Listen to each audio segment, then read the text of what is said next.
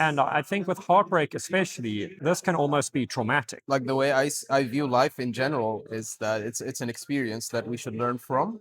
Let me learn from this. Let me be stronger. Let me not make these mistakes again. Like in a video game, you will be given many challenges, right? There'll be a lot of enemies. So each time you face an enemy, you learn an aspect of the game that you didn't before that. But is that learning worth the price of, say, I lost 5 years of my life? You probably don't want to listen to them because you, in your mind, you'll be like, nah, I'm not like them. I'm much better than them. Yeah. How do we know we're actually capable, or are we just following orders? 1, 2, 3. Gonna start. So, welcome to another episode of DPG podcast. Today we have another guest with us, Zach. Hello. Zach, say hello. I just said, Perfect. All right. So, without further ado, we're gonna be, as usual, get into our topic. We're gonna be taking a random topic from our deck of cards. okay. So, Zach, would you do the honors? All right. Let's see here. He wants to shuffle. I want to be sure to just prove that we're not like pre-recording this. But is this random? I'd say it's stochastic. It's not random. All right. As long as you're confident. Okay. Okay. Love So, and relationships.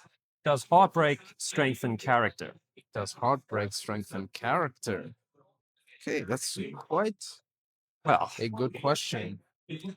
Uh, I see. Well, I've not been in many relationships, so I can't really give an expert opinion on of it. Yeah. But I can give my opinion. I'll go for it. So I think just like anything else in life, heartbreak is a sort of, a calamity or a problem that we overcome. And any problem that we overcome just makes us stronger. So I think it does build character, first of all. And secondly, it uh, makes you stronger in a sense that you know how to navigate your way through a relationship better when you do get into another one. I see. I'm actually going to push back against that a bit Okay. because I think one thing I've noticed is that most people are not necessarily going to learn from heartbreak or from any kind of tragic or traumatic event. Okay. And if they are, who's to say they might necessarily learn something that's going to help them in future? I think it's very possible that we can learn the wrong lesson. Mm. And I think with heartbreak, especially, this can almost be traumatic. And I know for many people, something like a divorce or even an end to a long term relationship, especially if it's cruel or sudden, can be traumatic. It changes the way you're going to engage with other people, you're going to engage with yourself and your ideas. It's a very sharp break from what is before and what's after. And then you also lose one of the people you relied on most in life for support and comfort. And I think that makes someone in a very tender and vulnerable position. And so I definitely hope that they're like you and they take your advice to say, let me learn from this, let me be stronger, let me not make these mistakes again. But I think for a lot of people, heartbreak is actually going to be more character agnostic or even damaging when we risk learning the wrong lesson, or I think risk turning it into an unhealthy coping mechanism. Makes sense. Yeah, yeah. Like people do tend to take the wrong message out of things, uh, because like the way I view life in general is that it's an experience that we should learn from, and everything we come across, however trivial it may be, it's there to teach us a lesson in a sense that it makes us better people, right? Right. It's you can liken it to a video game. Like in a video game, you will be given many challenges, right? There'll be a lot of enemies. So each time you face an enemy, you learn an aspect of the game that you didn't before that, right? So you keep improving your skill at the game. Yeah. So in the game of life, we are constantly improving our skills uh, on whatever skill it may be, and there are like many aspects to life. So it's like the largest video game that we are playing, in a sense. So this like relationships are just one aspect of that game, one skill. I see. Okay. So if we take things in an optimistic perspective, we can learn from anything. Albeit it can be hard Yeah. to look at it that way. Yes, I do see how that it could be hard to look at it from a positive light, but the benefits of doing so, far outweigh than doing otherwise. Yeah. I definitely agree with that. I think we should be learning. I like what you said about life being a video game. I think it's the most high stakes game there is. For sure. And I would say, unlike a video game, we have one shot at life. I think there are very few opportunities where we can try record or try something again or replay it. Mhm. Whereas with most games, unless it's like some super competitive competition, you can just reload the save file. It might take you a while to get back to where you were, but you can get back again. And you can keep trying and grinding against enemies. And I think that gives us an opportunity to learn by trial and error that we might not necessarily get in life. Like, I think part of that might also just be investment. It's very hard for me to just heuristically learn from trial and error. Did this relationship work? Did it not? I think because you have so much investment in relationships, it can be very hard to apply this sort of trial and error kind of learning to them because we're not observing them abstractly and we don't have the safety of being able to repeat an experiment. So I think that might also alter the way we'd have a relationship to like risk-taking behavior. So I remember, for example, my last point would be, when I used to game, I played Warframe quite a lot. And Warframe was a game that was very repetitive. Okay. Because you would have to beat the same mission maybe 100 times to advance.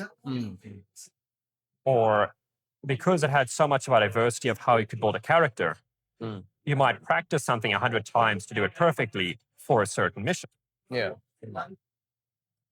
But then I realized some missions, you could take them unlimited amount of times, but only once a week. And that caused me to play very differently on those because I wasn't playing around. I wasn't just doing things. Normally, I'd play the game seriously and competitively. But like, if I wanted to try out some crazy strategy, yeah, go for it. The worst that happens is I lose a half hour of my life.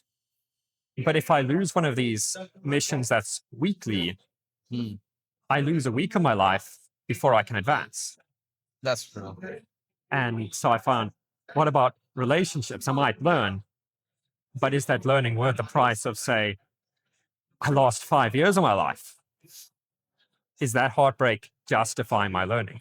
And that's why I'd be skeptical of trying to gamify it and experiment this way. I think there might be almost too much at stake. I guess you're right, because the other thing with games is that there are clear and well-defined goals in games. So you have to get to this level, and to get to that level, you have to do X, Y, Z. Yeah. But in life, it's a bit arbitrary. You don't know. You have to set the rules. You have to set the goals.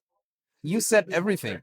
So, like, how do you know whether you should continue or we should stop? Like in relationships, okay, this relationship has been going on well for like 5 years. Should you still push it? Should you put it to the test? Or should you be content with what you have and, say that, okay, this is it? Exactly. How would you know whether to continue or to settle? Yeah. And I think, as well, like you said about games have strategies and clear paths. And I think I'm not the first person to say this either. Imagine if there was like a wiki for life. But the problem is, other people have thought that and have put out so many different books and guides and, whole religions and traditions about here's my wiki for living a good life. which I think almost puts me into the same position I was before. Who do I trust? It's like you'd say, take a popular game, it might have at most 5 wikis on different topics, or like different game modes, or maybe one for story, one for art, and 3 by 3 guys who hate each other. But I think every game would be a lot harder if you had 1,000 wikis.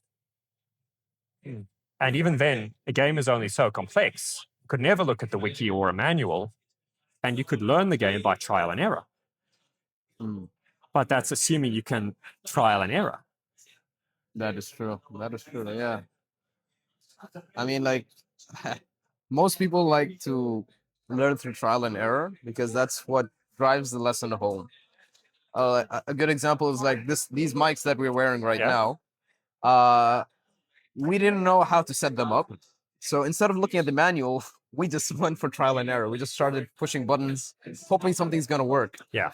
But when it did not work, that's when we looked at the manual. Yeah. So I feel like that's a very good demonstration of the human condition. Like we like to learn from trial and error than from instructions given by others. Let's say like in relationships, maybe your parents give you some advice, maybe your friend gives you an advice.